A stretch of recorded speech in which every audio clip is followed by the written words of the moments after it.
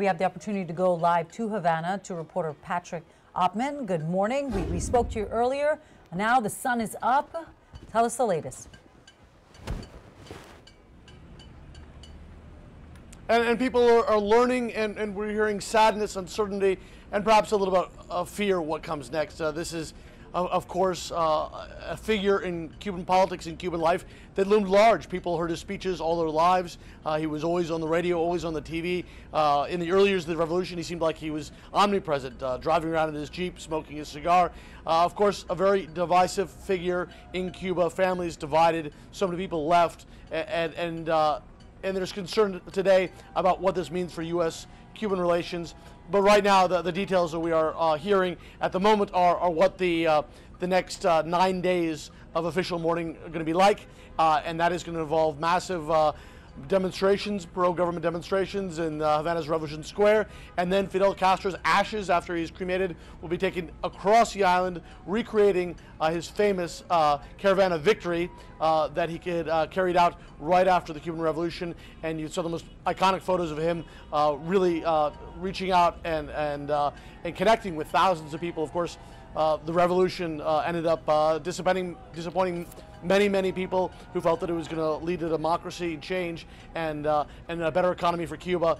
At that point, once Fidel Castro is taken to Santiago de Cuba, at the other end of the island, about 700 miles from where I am, he will be buried in the cemetery there in Santiago de Cuba. So Cuba is just getting underway now for what is expected to be very tense and very intense days of mourning Fidel Castro and really turning the page on history. Tell us about what's been being shown on state-run television. We've been getting glimpses of that all morning. Yes, there was a bit of a delay. It really speaks to the surprise this was to everybody. Cubans over the years were concerned that this news would leak first in Miami or Washington, someplace like that, and it didn't. It really caught everyone off guard last night. This announcement came, very short announcement from Raul Castro, but because of that, perhaps, we didn't see, other than the announcement being replayed a few times, we didn't really see any coverage on Cuba's state-run TV or any of the state-run press for several hours. It wasn't really till early this morning that they kicked it into full gear, and that's what we've seen. That they're, of course, showing incredibly positive portraits of Fidel Castro, of considered the historic leader of the revolution now, and we expect that to continue on. And of course, some people are expressing sadness, but here, at least in Cuba, in the official state press, they're saying that Fidel Castro can never die. Of course, people in Cuba who are not so outspoken, are not able to speak, feel quite differently. But today, I think people seem to be very much reflecting on this man's legacy and how he changed Cuba and Cubans forever. We spoke to a journalist on the ground in Havana who told us that in the overnight early morning hours that some young folk that were on the island were told to go home, that discotheques and clubs and nightclubs were told to shut the music off and to send people home. Have you seen a larger or greater police presence, and what do you expect as far as the strict, somber mourning process going forward for the country?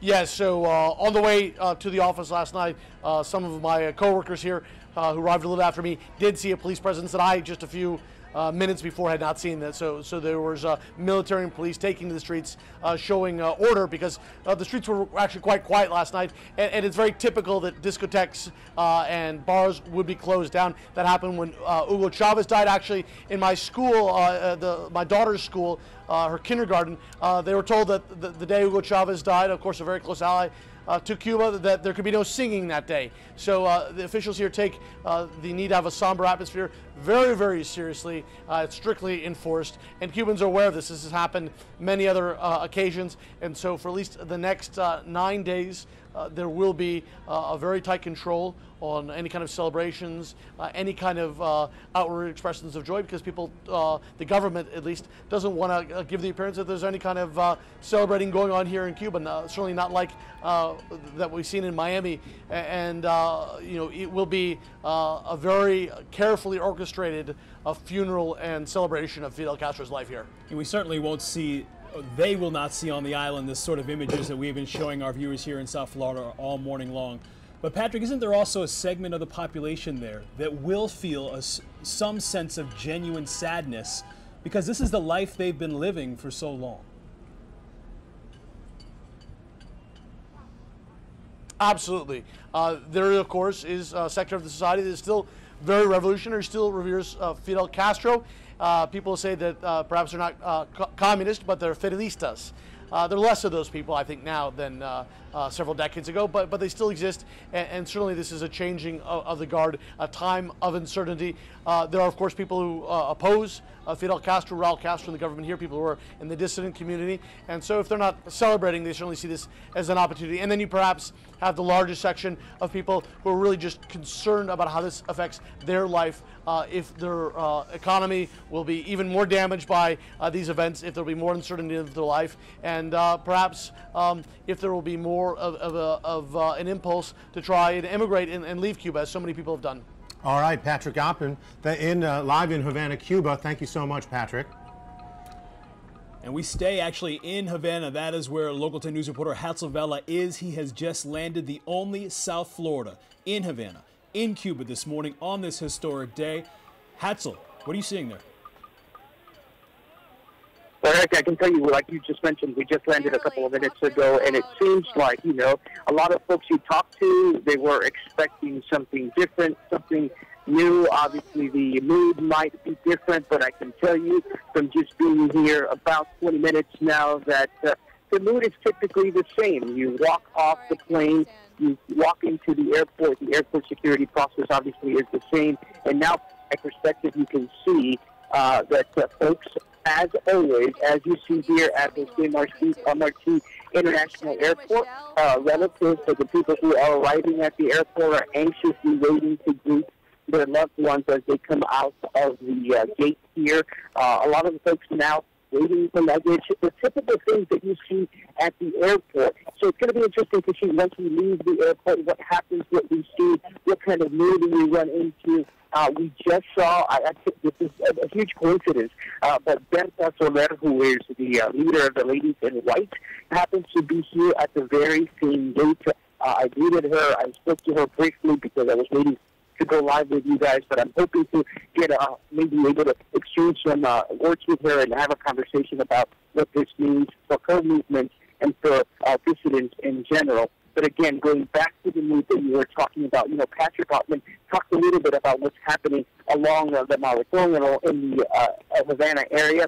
But from my perspective, as someone who just landed here a couple minutes ago, it seems like things are normal. You know, remember we talked to a couple from Michigan who said they never in their wildest dreams thought that they would be coming to Cuba on this day, or on a day like this, such a historic day, not just for Cubans, but obviously the exile community, and for America and Cuba abroad. And what they say is that they were hoping that once they get into Havana and once they spend time here in Havana and also throughout the island, that things would not change, that they would be able to experience and see the Cuba that they were hoping to see, the Cuba that they had planned to see when they started their trip or when they started planning to arrive here. So a lot of different things that we're starting to notice as we get here, but it's going to be interesting once we leave the airport what we see. I'm going to go out there and say things are going to be fairly normal, but of course that's part of our job to see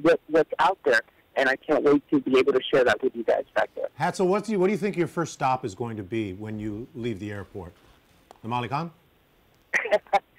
The first stop is to get in front of the camera and to make sure that we can talk and chat, and so that I can give you a sense of what's happening. And hopefully between here at the airport and between our location where we typically go live, which is in Old Havana, I can maybe talk to some of the folks, some of the residents here in Havana, maybe the cab driver, about what the mood has been. Remember, a lot of these folks may be just waking up to the news, may not have really been realizing that this happened overnight.